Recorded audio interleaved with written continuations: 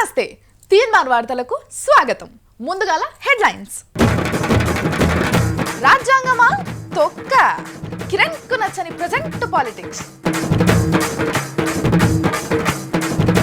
Number 2 కోసం queue, వివత్సమైన competition. నమ్ములు నిద్రవో ముచ్చట పెట్టుకో, అసెంబ్లీలా ఆరాం కా మామలా. చిలక గోరింక కులికే పక్క పక్క, ఇందిరా పార్క్ బయట ఇంపైన జంట. ఏనుగును ఢీ కొట్టిన ఎలుక, సైజు తక్కువ సత్తా ఎక్కువ. బాలీవుడ్ కు పోటీ బాలయ్య బాబే, హాలీవుడ్ ట్రైనింగ్ కు అంతా రెడీ. మనకి మంచి చెడులు చెప్పనీకి దేవుడిచ్చిన భగవద్గీత, బైబిలు, ఖురాను ఉన్నాయి కదా. మరి అనవసరంగా ఈ రాజ్యాంగం ఎందుకు, రాజ్యాంగ సమస్యలు ఎందుకు? ఇది నా మాట కాదు, పెద్ద కుర్చీలో ఊకున్న కిరణ్ సాబ్ది. అవ్వా, రాజ్యాంగం మీద గిట్లా మాట్లాడొచ్చా అంటారా? ఆయన ఇప్పుడు ఎట్లా నన్న మాట్లాడతాడు. మొన్ననే చెప్పిండు కదా అసెంబ్లీలో, నేను మొండొన్నని. కాగంటే ఎరికేనా మీకు? లెక్కలల్లా ఏ సర్కారన్నా ఎక్కువ తక్కువ కథలు పడితే కాల్చి సురుకు పెట్టే రాజ్యాంగబద్ధ సంస్థ. కిరణ్ సర్కార్ కూడా లెక్కలల్లా జర ఆగమాగం చేస్తుందని కాగంటే నువ్వు ఒకటంటే నేను రెండంట అని మన కిరణ్ సాబ్ ఇచ్చిన ఆన్సర్ ఏంటంటే, అందరు రాజ్యాంగం ప్రకారం పాలన చేస్తుంటే ఈయన బైబులు, ఖురాను, భగవద్గీత ప్రకారం వెళ్తుండట. అట్లా వెళ్తే మంచిదే కదా, అంత మంచిగా ఉంటుంది కదా అని అనుకుంటారు కదా. అక్కడనే ఉంది ఉన్న మతలావ్ అంతా. కరెంటీరు సారు అంటే భగవద్గీతల కరెంటు గురించి లేదు, అందుకే ఇస్తలేను అంటుండట. మరి రోడ్ల సంగతి ఏంటంటే బైబిల్లో మట్టి రోడ్ల గురించే ఉంది కానీ డాంబర్ రోడ్ గురించి లేదట, అందుకే తార్ రోడ్ అవసరం లేదంటున్నాడట. మరి నీళ్ళకేమొచ్చింది నాయన అంటే, నీళ్లను పొదుపుగా వాడమని ఖురాన్ చెప్తుంది, అందుకే వారానికి ఓసారి సప్లై చేస్తున్నాం అంటున్నాడట. సో క్యాగ్ ఇచ్చిందంతా కూడా అదేది భగవద్గీతను లేకనంటే ఖురాను లేకనంటే ఇది కాదు, బైబుల్ కాదు. 1 minute SIT down, I'm coming to that also. అంత సరే కానీ నిన్ను ఎన్నుకున్నది రాజ్యాంగం ప్రకారం కదా అంటే, నన్ను పుట్టించింది దేవుడే కదా, అందుకే దేవుని బోధనలైన గీత, ఖురాన్, బైబిల్లను ఫాలో అవుతున్నా అంటున్నాడట. అందులో ఉద్యమాలు, నిరసనలు, బంధులు లేవు కదా, అందుకే వీటిని అనిచేస్తున్నా అంటున్నాడట. ఇవేం తెలియక విపక్షాలు అనవసరంగా లొల్లిపెడుతున్నాయి. ఒక్కటే కాదు, కోర్టులంటే కూడా ఆయన ఇదే మాట అంటాడు. కోర్టుల మాట వినకుండా టెండర్లు, కాంట్రాక్టులు, ఆరోపణలు ఉన్న వాళ్ళకే అప్పగిస్తుండు. వాళ్ళు తప్పు చేసిరు కదా సార్ అంటే, చేసేదెవరు, చేయించేదెవరు అని గీతా సారాంశం చెప్తున్నాడట. ఈ లెక్కనే ముందుకు పోయి వచ్చే ఏడాది తర్వాత కత్తి పట్టుకొని ప్రతిపక్షాల మీద యుద్ధం కూడా చేస్తాడట మన కిరణ్ సారు. ఎందుకంటే ఎలక్షన్ గురించి గీతా, ఖురాన్, బైబిల్లో లేదు కదా, అగో అందుకన్నట్టు. సినిమాలల్లా, క్రికెట్లా, ఆడ ఈడ ఏడ చూడు నంబర్ 1 ఎవరు అనే దానికి పోటీ ఉంటుంది. కానీ అదేందో ఈ సైకిల్ పార్టీ ఎప్పుడు చూడు నంబర్ 2కే పోటీ. సైకిల్ మెయిన్ సీటు రిజర్వ్డ్ కదా, ఇక వెనక ఖాళీగా ఉన్న క్యారియల్ సీట్కే వచ్చింది కథ అంతా. దాని మీదకెళ్ళి ఎంతమంది కింద పడ్డా అక్కడనే ఊకోవాలనుకునే తమ్ముళ్ళు ఏం తక్కువ లేరు. మొత్తం ప్రపంచంలోనే విచిత్రమైన seat cycle party number 2 seat. దాని గురించి రాస్తే రామాయణం అవుతుంది, తీస్తే మాయాబజార్ సినిమా అవుతుంది. అప్పటి అన్నగారి నుంచి ఇప్పటి బాబు గారి కాలం దాకా బీభత్సమైన పోటీ. అప్పటి సంగతి పక్కకు పెడితే ఇప్పుడు నెంబర్ 2 సీటు రేసులో ఎవరెవరు ఉన్నారో చూద్దాం. రేసులో ఫస్ట్ ఉన్నది మోత్కుపల్లి నరసింహులన్న. ప్రథమ పోటీదారు దేవేందర్ అన్న పోటీ నుంచి తప్పుకున్న తర్వాత నాగమన్న ఎగ్జిట్ తర్వాత టీడీఎల్పీ ఉపనేత పోస్టుల ఆ సీట్ల కడ్చి పేసుకొని కూర్చున్నది మన నరసింహులన్ననే. బాబుగారు సభల లేకున్నా ఉపనేత హోదాల ఓ ఊపి ఇడిచిపెట్టిండు. వైసీపీని, కాంగ్రెస్ను ఓ ఆట ఆడుకున్నాడు. ఇక అంత మాత్రానికే అన్న సీటు పదిలమనుకుంటే మనకు చరిత్ర తెలియనట్టే. మొన్నటి దాకా ఆ ఉపనేత సీట్లో కూర్చున్న దేవేందర్ అన్న అసెంబ్లీలనే లేకుండా పోయిండు. నిన్నటిదాకా కూర్చున్న నాగమన్నేమో శివరాకర్ లైన్లో కూర్చున్నాడు. రేపు మోత్కుపల్లి సంగతి కూడా అంతేనని అసెంబ్లీ టాక్.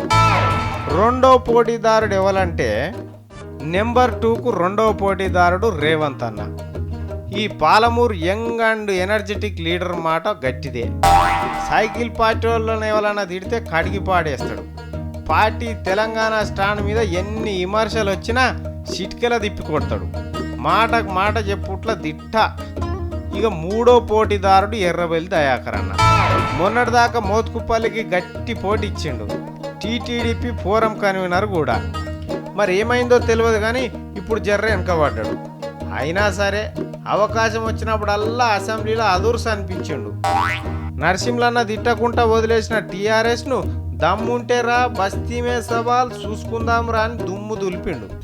ఏమో అనుకున్నాం కానీ నెంబర్ 2 సీట్ కోసం పోటీ పడుతున్న లిస్టు పెద్దగానే ఉంది. తుమ్మల నామా కూడా లైన్లు ఉన్నారు. వీళ్ళంతా తెలంగాణ కోట కిందుంటే సీమాంధ్ర నుంచి ధూళిపాల నరేంద్ర, గాలిముద్ది కృష్ణమనాయుడు, పయ్యావుల కేశవ్ మేమేం తక్కువ కాదంటున్నారు. అసెంబ్లీలో కరెంటు ముచ్చట వచ్చేసరికి వోల్టేజ్ పెంచి మాట్లాడుతున్నాడు పయ్యావుల కేశవ్ అన్న. లెక్కలు పత్రాలతోటి సర్కారుకు షాకుల మీద షాకులు ఇస్తుండు. వీళ్ళే కాదు, దేవినేని ఉమా, కోడెలా, అరే చెప్పుకుంటా పోతే ఇవాళ వచ్చేటట్టు లేదు. ఈ నెంబర్ 2 సీటుకు ఎంత పోటీ ఉందో అంత దరిద్రం కూడా ఉంది.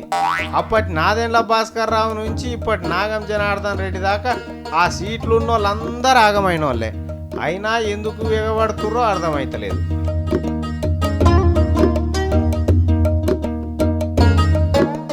మనందరం మంచి చెడ్డలు చూడనీకి, మనకు దారి చూపెట్టనీకి ఎండాకాలంలో చలికాలంలో ఏడాదికి 2 అంటే 2 సార్లు మన ఎమ్మెల్యేలు మీటింగ్ పెడతారు అసెంబ్లీలో.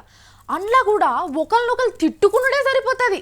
అరే కరెంటు, నీళ్లు, తిండి ఇట్లా అత్యవసరమైన ముచ్చట వచ్చినప్పుడు కూడా చక్కగా కూర్చోరు.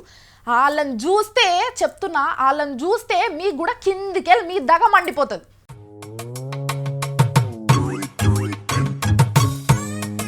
ఈ స్కూల్ పిల్లలు నయం, కాలేజ్ పోరలు ఇంతకన్నా నయం. బాబు ఇంపార్టెంట్ క్లాస్ ఉంది జర ఇనుండ్రి మా అయ్యగాని అంటే వచ్చేప్పుడు ఎంత గాయ పెట్టినా అరే పాస్ కావాలి కదా అని గమ్మున కూర్చొని పంతులు చెప్పేది వింటారు. మీరందరు చాలా గొప్పోళ్ళని మనం అందరం ఓట్లేసి పంపిన ఎమ్మెల్యేలేమో ఇగో ఇట్లా ఎవ్వరి లోకంలో వాళ్ళు ఉన్నారు. కరెంటు లేక చచ్చిపోతున్నామని పబ్లిక్ మొత్తుకుంటుంటే దాని మీద పంచాయతీ కానీ కూర్చొని ఒకరు ఫోన్ తోటి బిజీ, ఇంకొకరు ముచ్చట్లల్లో బిజీ, ఇంకొకరు ఏ లోకంలోనో బిజీ. అన్నిటికంటే పబ్లిక్ ఎక్కువ మండేది ఏంటంటే లీడర్ల నిద్ర. ఏదో పొద్దంతా రాళ్ళు కొట్టి అమలు పని చేసి అటుకెళ్ళి అసెంబ్లీకి వచ్చినట్టు గుర్రుక పెట్టి నిద్రపోతుర్రు. అంత లొల్లిలో అసలు నిద్ర ఎట్లా పడుతుందో వీళ్ళకు. అరే లక్షల మంది కలిసి మనల్ని ఇడిగి పంపినరు, మనమేదో పొడుస్తామని ఎదురు చూస్తుండ్రు అనే ఇంకిత జ్ఞానం కూడా లేదు వీళ్ళకు. ఇంకో మహానుభావుని చూపెట్టాలి మీకు. ఈయనకు ఉత్తమ ఎమ్మెల్యే అవార్డు ఇవ్వచ్చు. రోడ్డు పక్క పార్కులో కూర్చున్నా అనుకున్నాడో ఏమో, బబ్లింగం నములుకుంటా బుగ్గలు తీస్తుండు. చిన్న పోరలైతే చెప్తాం తప్పురా నాయన అని. వీళ్ళకి ఏమని చెప్పాలి, ఎవరు చెప్పాలి? కెమెరాలు పెట్టి అసెంబ్లీలో లైవ్ చూపిస్తేనే ఇట్లుంది కథ. ఇక లైవ్ లేకపోతే ఏందిలా పరిస్థితి? పొద్దున్నే బిస్తాలు తెచ్చుకొని నిద్రపోయి అప్పటికి ఆమటాలకు ముఖాలు కడుక్కొని బయటకు వస్తుండేనేమో.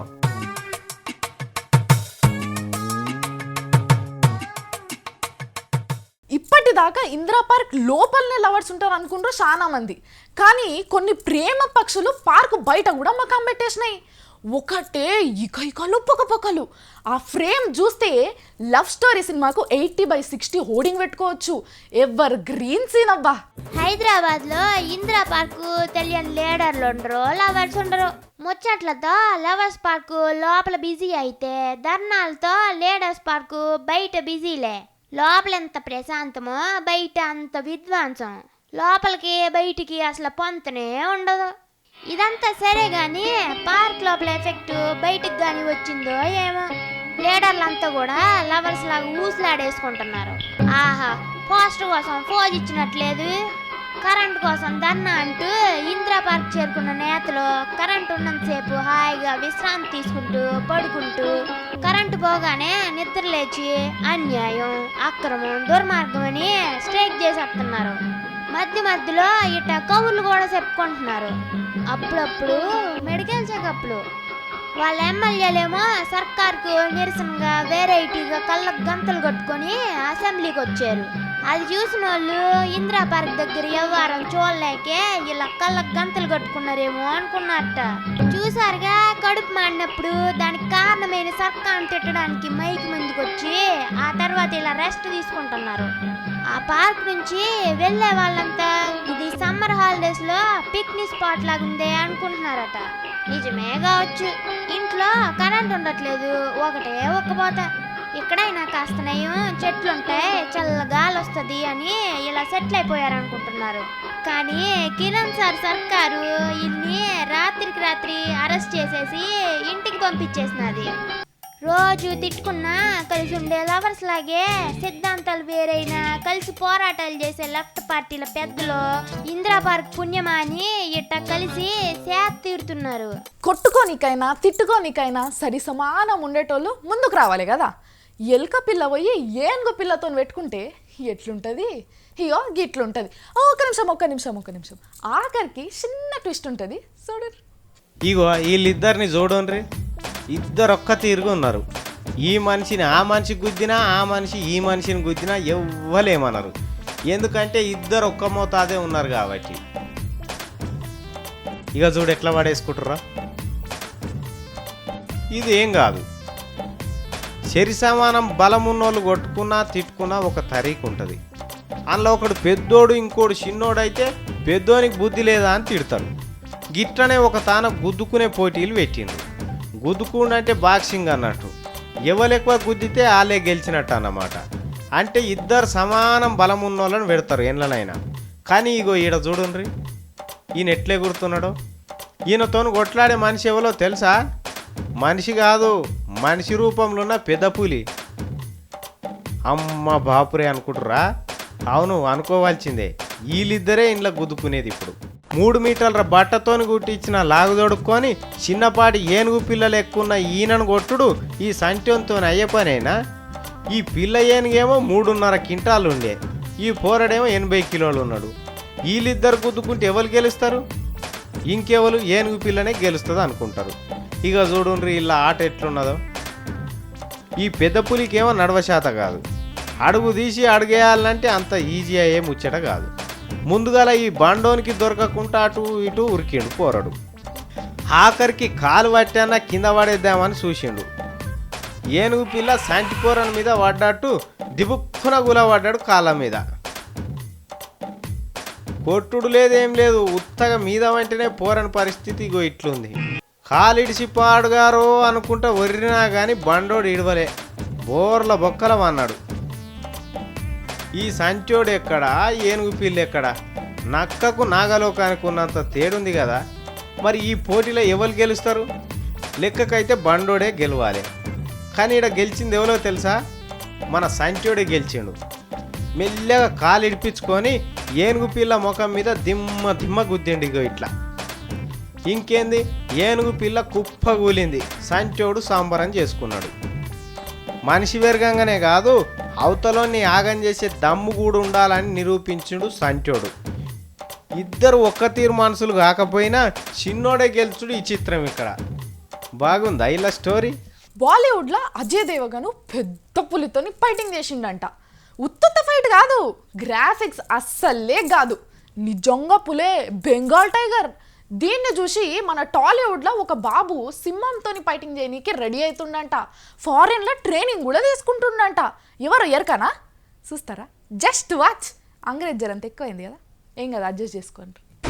అజయ్ దేవగన్ తమిళ్ పేరైనా వీరోది బాలీవుడ్డేలే, కానీ యాక్షన్ మాత్రం అచ్చుగుద్దినట్టు సౌత్ వీరోదే. ఇప్పుడు బాలీవుడ్ అంతా ఈ అబ్బాయి గురించి మాట్లాడుకుంటున్నారంట. ఎందుకంటే హిమ్మత్ వాలా సినిమా కోసం బాబు పెద్ద పులితో డిష్యూ అంట. ఏ మాత్రం జడుచుకోకుండా పులితో షూటింగ్ చేశాడట. ఎంత గుండెదేను.